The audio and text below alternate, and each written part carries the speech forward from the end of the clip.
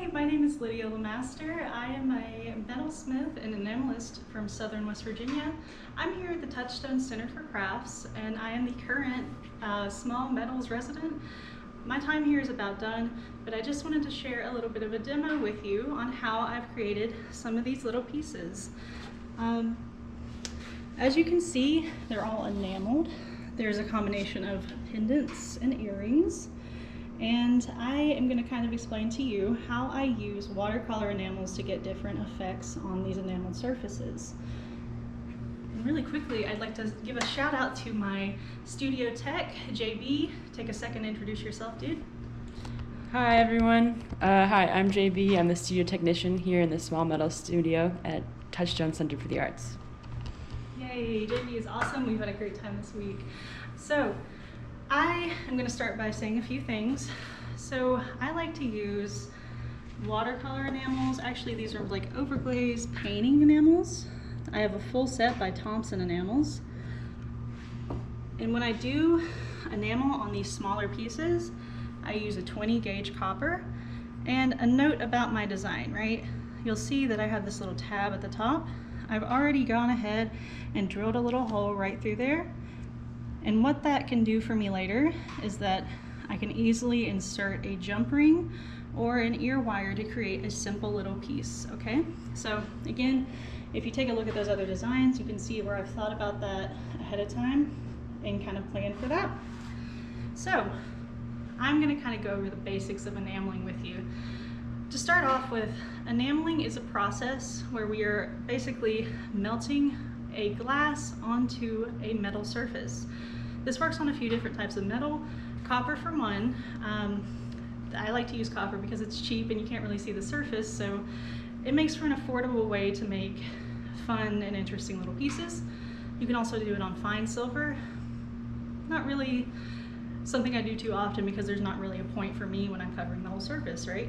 And you can use gold as well, but again, gold is really expensive, so I am going to start by taking my piece that I have, and I'll say this really quick too, I've went ahead and finished up my edge. You can see it's smooth and free from file marks, and your surface is not going to be important. You can see how there's a lot of scratches left. It doesn't matter. They're going to be covered up, and the copper, the enamel will stick to the surface regardless. So I'm going to go ahead, take my piece over to these stakes really quick and dome it just a little bit. So the reason why we dome our metal, and I'm going to start with this large one, and if you don't have stakes like this, you can use like forming plates, you can use a dapping set. I've seen people use trailer hitches before. The world is your oyster when you're using enamel, really. There's lots of options. And so I give it a little bit of a dome, and then I'll take it over to this little, I drop it first, and then I pick it up, and then I take it over to this stake. And you can see how this shape is pretty well suited for the kind of teardrop shape I'm working on. So I'll just take it and kind of get it on the center, and I'm tapping those edges around. Ultimately, I want the top to come up into, you know, a dome, obviously, as the name would imply, but I want my edges to also sit a little bit flatter. So what I do, go around, get those edges, and I'll be honest with you, I don't know that my technique is amazing, but this is how I do it, and it works for me, and I go back and forth a lot, but that's okay. Again, just kind of flattening out those edges until we've got a slightly domed piece, right? So I check and I see how it's doing, and it's important to, you know, check every now and then to see what edges need to be a little more like slanted and what needs to be fixed as you're moving along. So all right, I'm pretty happy with what I have. Might go back into the center, dome it a little bit more.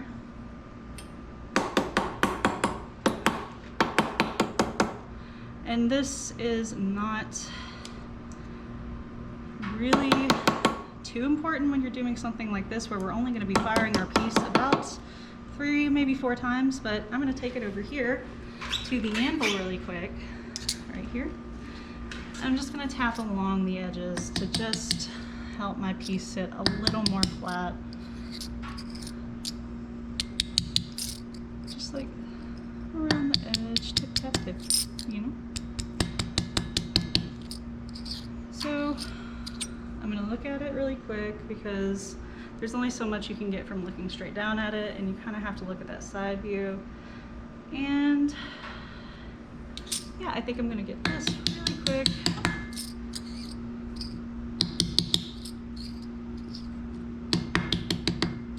Okay, I think I'm happy with how it is. So, oops, don't hit your finger like me. But, okay, cool. So there's a few reasons why we dome our enamel, our copper. Basically, when you're firing your piece multiple times, you'll find that your metal will start to buckle, and we kind of want to like fight against that by creating a buckle from the other side, right? Gives our piece a little more strength as well. So I'm going to go ahead, take my piece back to the sink, and I'm going to rinse it off really quick. Now, a note on preparing your metal for enameling.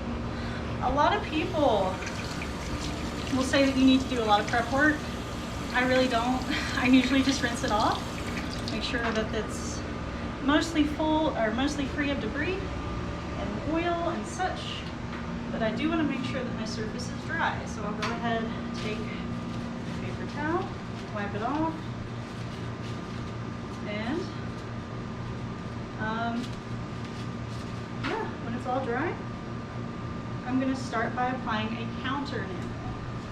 So while this is firing, I'm going to talk a little bit about counter enameling and why we do it, but I'm going to set that on my trivet, and I am going to go ahead and put on a face mask. Now, when I'm doing this, I'll put a second actually. When I'm doing this normally, I like to wear a respirator because, again, this is ground up glass, so any airborne particles you could be breathing in, you don't want to do that, and if you're doing a lot of enameling and you're breathing it all in, it's really not good for you.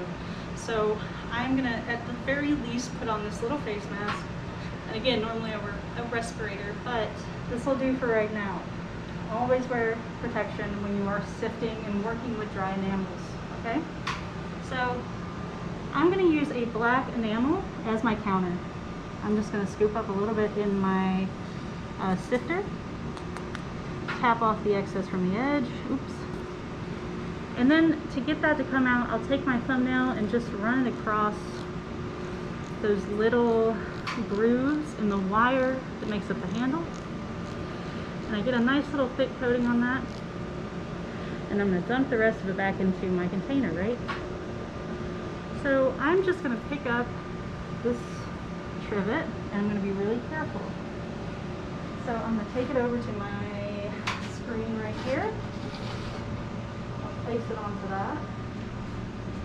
So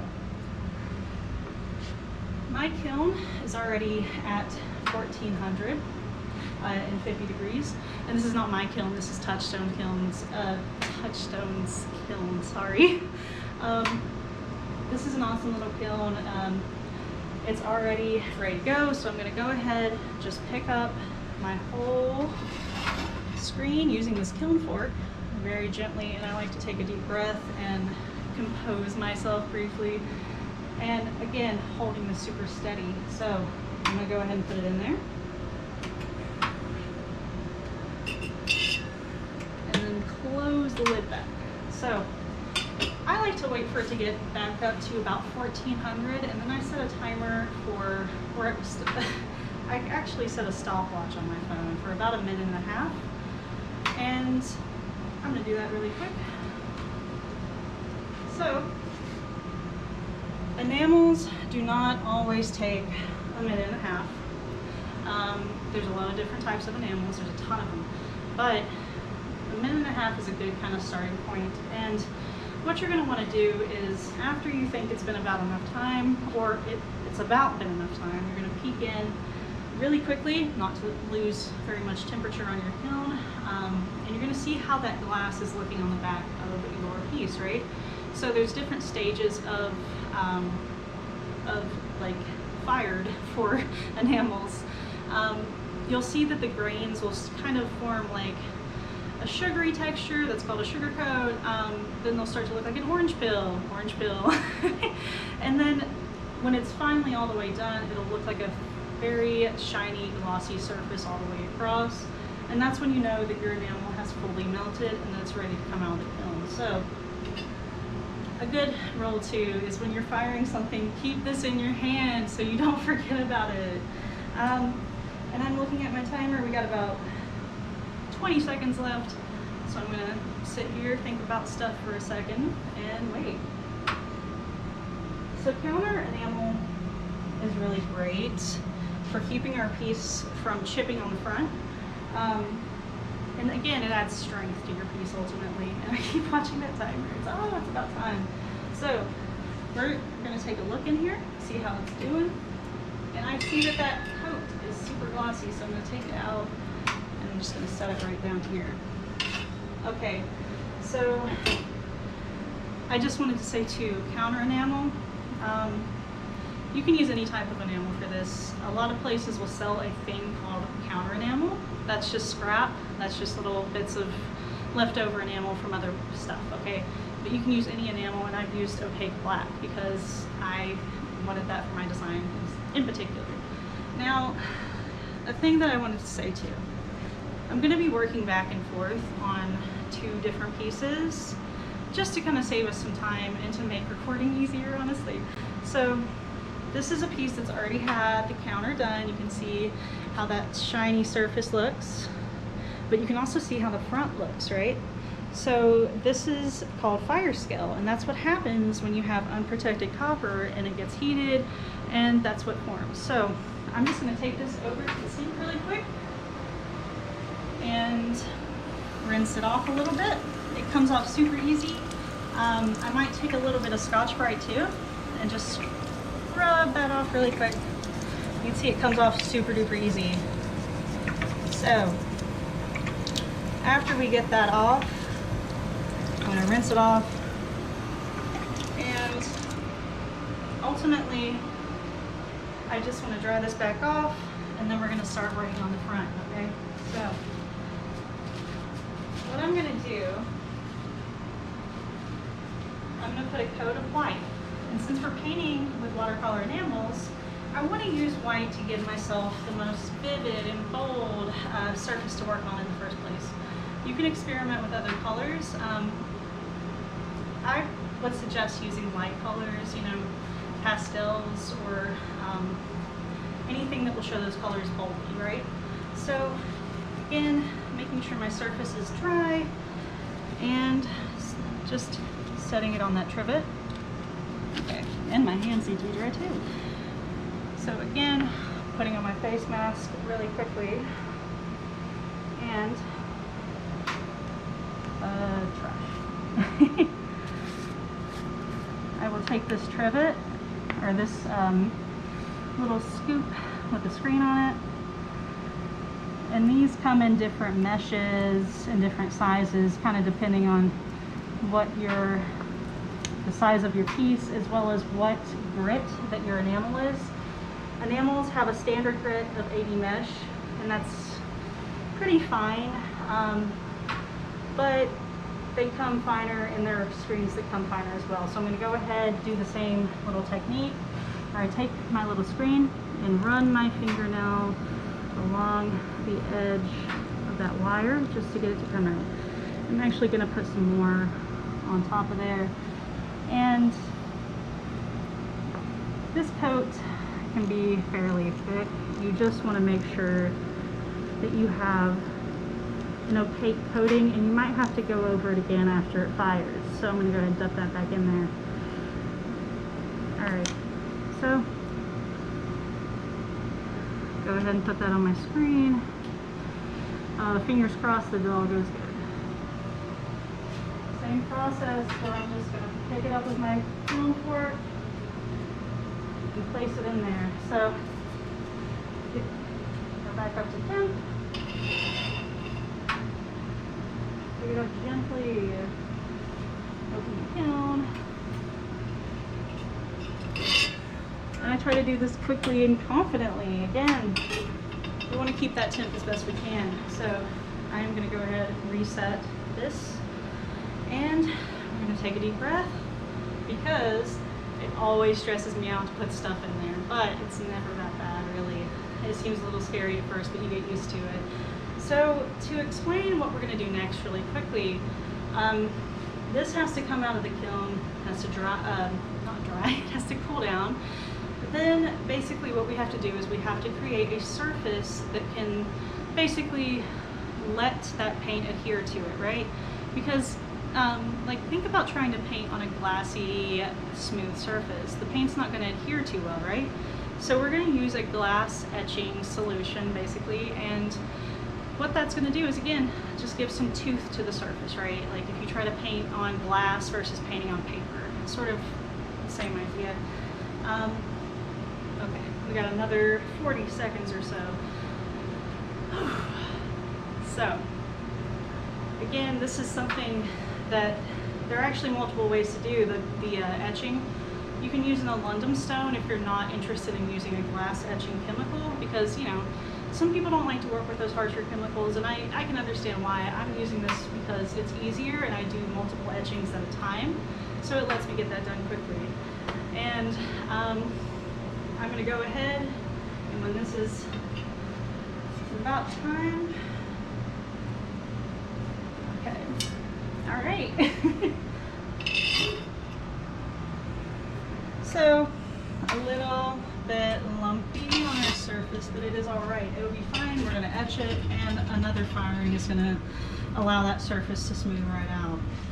So what I'm going to do too, for the sake of recording, I'm going to go ahead and put this on the still block so it can cool down a little bit. So that lets it cool down, so we can work with it again more quickly. I'm just going to give that just a second. I'm going to go ahead. I think you're good to go. So I'll put this back over here. Here in a second I'll coat that, but yeah, fire scale too. So I'll go ahead and clean this off really quick, and right after that I'll go ahead and show you how I use the glass etching solution, and then we'll take a little break. Clean it off, clean it off. All right. So, take it down. How you doing, gal? You doing good? She's pulling out. She'll get there. So, I have a brush here that I'm going to use to apply this, and that is Armor Etch, and there's different brands of it. You can pick it up at your local hobby store, anywhere really. Lowe's too, I think, will have it, or online, anything online really, you know. But again, you just apply it with a brush, and you want to make sure that you're wearing rubber gloves, okay? Or I don't remember what those are called. Do you remember what those are called? Just plastic. Nitrile gloves. Yeah, plastic gloves. All right. She's almost there. She needs to cool off just a little bit, but I'm going to go ahead and put my gloves on. Got to protect your hands. So the thing about this too is that it is reusable. After you're done with your etching process, you can kind of scoop it up using a popsicle stick, or, you know, any kind of thing like that, and you can put it back into your container for reuse. Now, if you're not like into doing all that, you can also just dispose of it by pouring it down the sink. But when you do that, you need to kind of cancel out the acid in that by adding baking soda. That'll neutralize it, okay? But if you only have a little bit, you can also add a ton of water, which will make it weak enough to where it'll be okay. Ooh.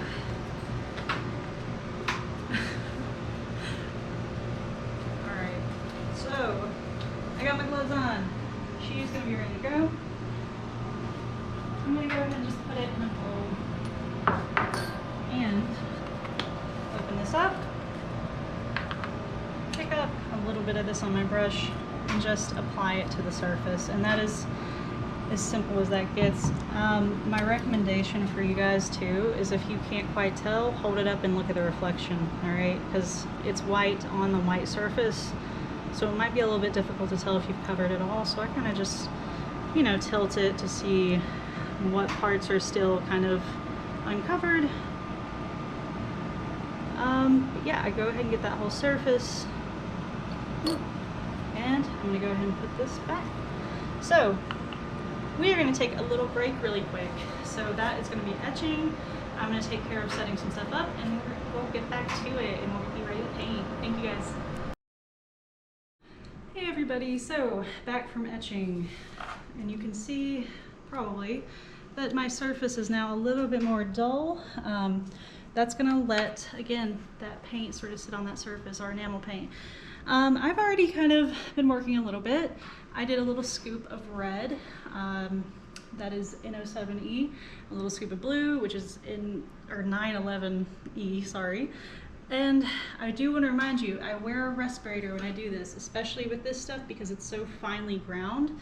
Again, it does go in the air and you will inhale it. So when I scooped it out, wore it, I put the water on, took it off because it's no longer dry. I mixed my enamels with a little bit of water and a little bit of clear fire to get them to hold a little bit better. So I'm just going to take my piece. I'm going to start by adding a little bit of blue, and yeah, just dabbing it on there, and you'll see that it works a lot like any other water-based paint, where it just gently kind of flows around. You can manipulate it if you add more water or more clear fire. And I am going to show you something interesting, and that is these things don't mix like you would expect normal paints to, right? So I think, you know, I kind of wanted a little bit of purple, but we're not going to really get purple, right? We're going to get a little bit of a reddish, bluish gray. It's hard to explain, but you'll see what I mean here in a little bit. But yeah, I'm just dabbing it on, much like you would watercolor, right? So I'm not trying too hard to, like, you know, make a design or anything. I find myself a little bit inspired by the dreary weather, so maybe that's why I chose this color palette in particular. But I'm just going to dab this on real quick because I want to show you how this turns out. Now, what I would do with this at this point is let it basically dry down completely. I'd let all that water evaporate off the surface, and then I would fire it again 1450, but I would err on the side of caution, and I would take it out not quite a minute and a half in. I'd give it about a minute 15 or so maybe, but that's going to depend on your kiln and how it holds its temp and all that good stuff. So I would, for right now, I'm just going to set this to the side and let it dry, but I am going to show you, I basically went ahead and fired our other little guy that we were working on. I did the same thing where I used red and I used blue together, but you can see they don't really make a purple. They do sort of, kind of, but it's not quite the purple that you would expect from mixing red and blue, right? Now what I'm going to show you is how I add those line details on top of my watercolor enamels. Now, what I've gone on ahead and did, I took my black overglaze and I added just a little bit of water and a lot of black overglaze, right? So this is pretty thick. I take a really fine brush, right?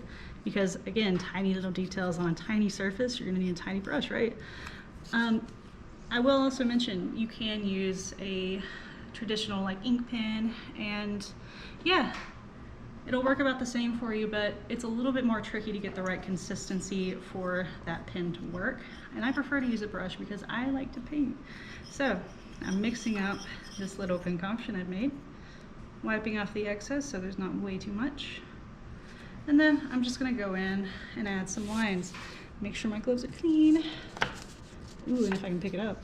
So I'm wearing gloves because I don't want to get this all over my skin, and so I can just kind of hold it and manipulate it as I see fit. But I'm just going to go in and kind of just draw some little cloudy shapes, right? Picking up more when I need it, and just drawing it on the surface of my little necklace I've made. So again, like, it doesn't work exactly like you would expect watercolors to work, but it works pretty similarly. So I like overglazes in particular because they are versatile. Now, with watercolor enamels that are different from our overglazes we have here, you don't really get such an opaque black. And that's why I like it, because I like to do that line work, and it's a little more versatile for my purposes in particular. But yeah. So I think enamels are super cool because there's so much you can do with them. And there's so many different like drawing and painting processes that can be replicated when you are looking at exploring different types of enameling. Or basically, like, there's different like enamel pencils, there's different types of enamel paints, and yeah, about any kind of process that you would want to replicate on your piece of jewelry, you can do so with enamels. And I think that's really fun because I like to add drawing and painting to my work when I can, and there's so much experimentation you can do. So I'm just kind of adding a little simple design to this, drawing in my lines, taking my time, sort of. But yeah, one thing I do want to mention too is that cleanup for your mistakes is pretty simple. I like to wait till my piece has dried, and then I can take something like this little dental tool here. I have a whole set of these. They're really good for a lot of different things. You can use them for sgraffito enameling. You can use them to just kind of manipulate your enamels in different ways. But when they are dry, I like to take the tip of this tool and just kind of sort of scrape away what I don't want to have on there, right? So see how simple that is? I'm just going along the edges of my lines and cleaning them up just a touch here and there where I want them to be a little bit nicer and cleaner. So maybe there, and you might want to go back in, add a little more here and there until you are satisfied. But yeah. Oh, and I do want to say too, you do not need to etch your surface again to paint on it with this or to draw on it. In fact, that surface is a little bit nicer to add those lines to because it is nice and smooth, so it's good for writing and for painting. So I will take that and tap it off gently. Yeah. So what I'm gonna do now is I'm actually going to go back in, add just a little bit more, and after that, we're gonna fire it, okay? Again, these watercolor enamels are not, well, these Everglaze enamels, excuse me, they're not as hardy as your standard enamels, so you have to kind of like look out for them. And you can very easily overfire these and lose the color. And another thing that can happen is that the enamel like layer underneath can kind of bubble up and you can see it kind of coming up through the watercolor enamel, I guess is how I would describe it. But yeah, so fixing a few little things. I think I'm okay with how this turned out. Yeah, so what I'm gonna do now is I'm just gonna give it a second to fully dry off. You know what it looks like for me to fire something, so we're gonna return here in just a few minutes with our finished product, and I can't wait for you guys to see it. See ya. Ended up pretty opaque, pretty dark. Yeah, not perfect, but I like it. It's okay. Again, kind of feeling inspired by the horrible weather outside. It's not that bad really, but I kind of really quickly wanted to sort of talk you through my process on some of these other ones just to give you some ideas. So these were inspired by the cicada apocalypse that we recently had, or at least I experienced. So again, some green, there was some purpley bits down here, and I actually used a micron pen in a very fine black enamel, just kind of dumped over that pen. So that's another way you can make lines. Yeah, so this is a little cloudy sky. This is before I added the details, and I kind of really was so taken with these little cloud earrings I had to keep at least one of them. But this is like our darker mean sky. This is just a combination of blue overglaze, a little bit of white mixing enamel, and yeah, I just dabbled on and made it look like a cloud. So these are inspired by the time I got trapped in my car during a rainstorm. So a little bit of blue coming down from the top, and I used a pin to create these black marks, and I kind of overfired a little bit so you can see where there is some of that white underlayer kind of coming through the top. Now these are experimental, kind of weird, but I used salt on my watercolor enamel. Like, I wanted to see if it would work. You know, it's watercolor, so I figured let's give it a try. You can kind of see that texture coming through here in the middle and kind of in the back. And I think that's kind of interesting. I just like to experiment with this stuff a lot.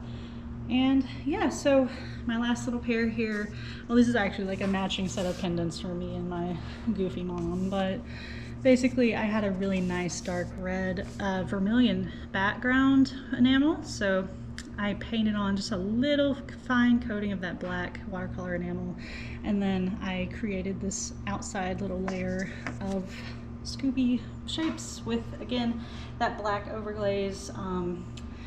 And after I had painted it on, I kind of used that dental tool to scrape around the edges to kind of perfect it and make the shapes a little more nice. So just wanted to show you some of those things and give you some ideas.